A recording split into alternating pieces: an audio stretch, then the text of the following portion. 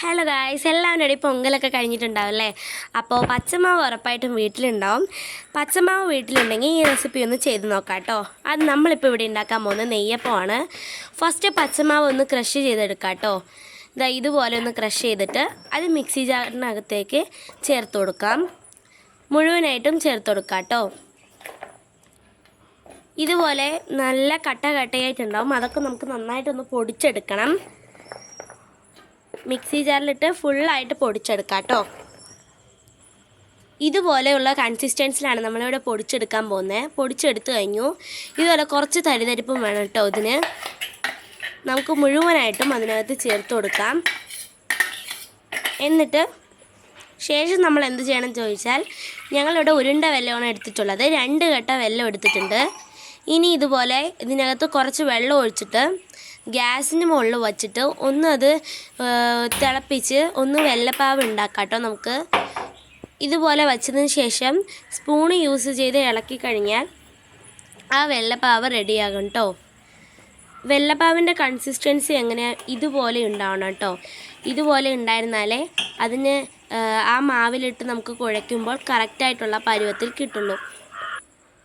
ഇനി ആദ്യം ചെയ്തു വച്ച പച്ചമാവ് പൊടിയിലേക്ക് 1/2 ടേബിൾ സ്പൂൺ ബേക്കിംഗ് സോഡ ഇട്ട് നന്നായിട്ടൊന്ന് മിക്സ് ചെയ്യാം.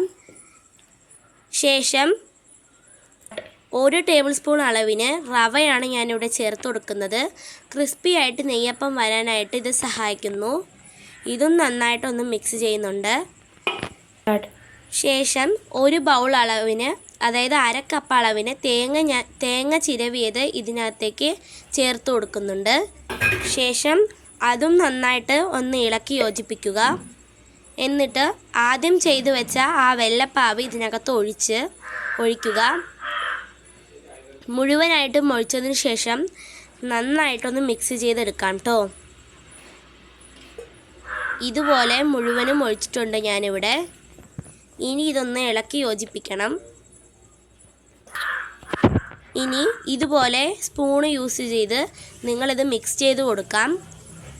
നന്നായിട്ടൊന്ന് മിക്സ് ചെയ്യണം കേട്ടോ. ഇതുപോലെ മുകളിൽ ഒരു പൊടിയും ഇല്ലാണ്ട് ഫുള്ളായിട്ടൊന്ന് മിക്സ് ചെയ്തെടുക്കാം. സോ ഞാനിവിടെ ഇപ്പം മിക്സ് ചെയ്ത് ഏകദേശം കഴിയാറായി. മിക്സ് ചെയ്ത് കഴിഞ്ഞു കേട്ടോ. ഇതുപോലെ ഉണ്ടാവണം ഈ ഒരു മാവ്.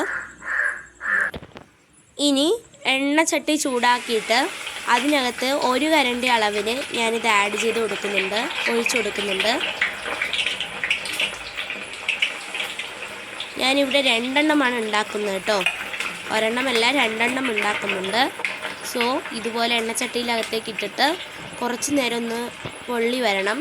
ഫസ്റ്റ് ഇട്ടപ്പോൾ നമുക്കത് മുകളിലൊന്ന് പൊന്തി വരണം കേട്ടോ. ആ നെയ്യപ്പം മുകളിൽ ഇങ്ങനെ പൊന്തി വന്നതും അതൊന്ന് തിരിച്ചിട്ട് കൊടുക്കാം നമുക്ക്. ഇതുപോലെ കുറച്ച് നേരത്തെ പരിശ്രമങ്ങൾക്ക് ശേഷം നമ്മുടെ നെയ്യപ്പം റെഡി. നല്ല ക്രിസ്പി ആയിട്ടും സോഫ്റ്റ്